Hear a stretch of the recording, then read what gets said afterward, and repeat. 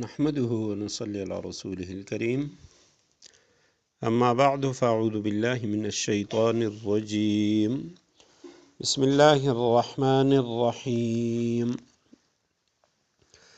نزل عليك الكتاب بالحق مصدقا لما بين يديه وأنزل التوراة والإنجيل صدق الله العظيم اللهم صل علی محمد النبی الامی وعلی آلہ وصحبہ وبارک وسلم۔ سورہ آل عمران آیت کریمہ کا نمبر 3 ہے۔ آیت کریمہ کا ترجمہ یہ ہے: نزل علیک الکتاب بالحق، اس اللہ نے تم پر وہ کتاب نازل کی ہے جو حق پر مشتمل ہے، مصدقا لما بین یدیہ، جو اپنے سے پہلے کتابوں کی تصدیق کرتی ہے، وَأَنزَلَ التَّوْرَاةَ وَالْإِنجِيلَ، اور اسی نے اللہ نے تورات اور انجیل اتاری۔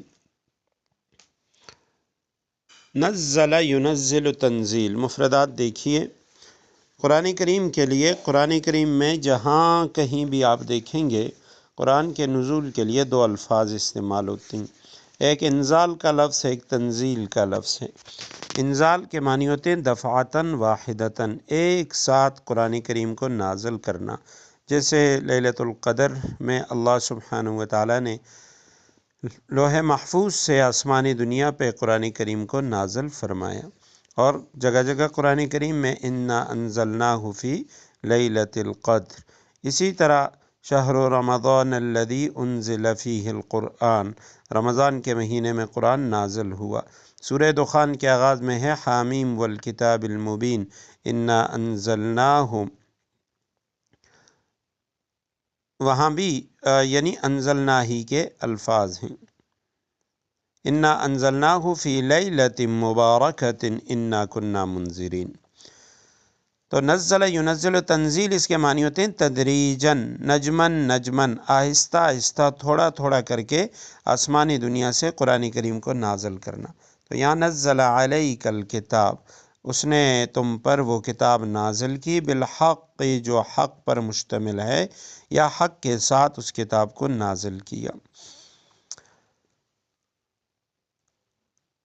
مصدقا لما بین یدیہ، جو کتاب تصدیق کرنے والی ہے اپنے سے پہلے کتابوں کی۔ وانزل التوراۃ، اللہ نے تورات بھی اتاری، والانجیل، اور انجیل بھی اللہ سبحانہ وتعالی نے اتاری۔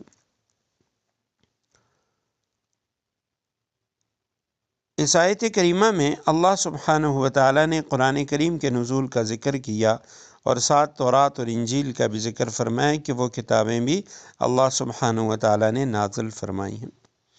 تورات حضرت موسیٰ علیہ السلام پہ نازل ہوئی، اور انجیل حضرت عیسیٰ علیہ السلام پہ نازل ہوئی۔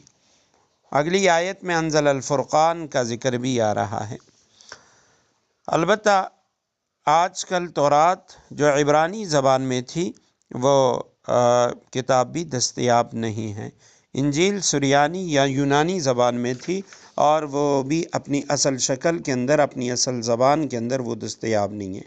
البتہ آج کل دنیا میں بائبل کے نام سے کتاب مقدس، یا بائبل کے نام سے جو کتاب عیسائیوں یا یہودیوں کے پاس پائی جاتی ہے، یہ مجموعہ ہے تورات کا اور انجیل کا، اور اسی طرح انبیاء کرام کے صحیفوں کا، انبیاء کرام کے شاگردوں، ان کے جو صحابہ تھے، حواری تھے، ان کے خطوط کا مجموعہ ہے۔ نزل علیک الکتاب بالحق، اس اللہ نے آپ پہ کتاب نازل فرمائی، بالحق، حق پر مشتمل یا حق کے ساتھ۔ امام راغب اصفہانی رحمہ اللہ نے بالحق کے لفظ کی بڑی دلنشیں اور پیاری تشریح فرمائی۔ فرماتے ہیں حق کسے کہا جاتا ہے؟ تو کہتے ہیں الحق للفعل والقول، حق یہ فعل اور قول دونوں کے لیے آتا ہے۔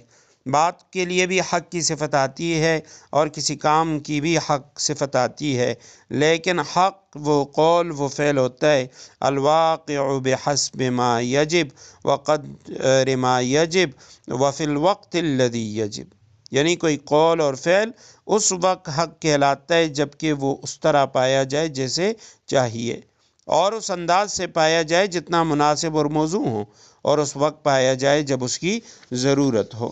تو یہ امام راغب اصفہانی رحمہ اللہ نے اس کی تشریح کی۔ حضرات مفسرین کرام نے لکھا کہ قرآن کریم کو بالحق کی صفت کے ساتھ متصف کر کے اللہ سبحانہ و تعالی نے اس حقیقت کو واضح فرما دیا کہ قرآن آیا اور ایسی آن بان سے آیا جو اس کے شایان شان تھی، ایسے دلائل براہین سے مزین ہو کر آیا جن کو عقل سلیم ماننے پر مجبور تھی، اور عین اس وقت آیا جب کہ ہر طرف گھپ اندھیرا چھا چکا تھا، انسانیت کا کارواں دشت حیرت و ضلالت میں بھٹک رہا تھا، اور اس وقت کے تقاضوں کو پورا کرنے کے لیے آیا جب عقل انسانی اپنی طفولیت کی حد عبور کر کے فکر و نظر کی وادی میں قدم رکھ چکی تھی۔ انسان کے حواس کو مرعوب کرنے والے معجزات سے کہیں زیادہ عقل و خیرت کو مطمئن کرنے والی آیات بینات کی ضرورت تھی۔ یہ اعجاز ہے بالحق کے ایک لفظ میں، بالحق کے اسی لفظ میں معانی کا سمندر وہ اللہ سبحانہ و تعالیٰ نے بند کر کے رکھ دیا۔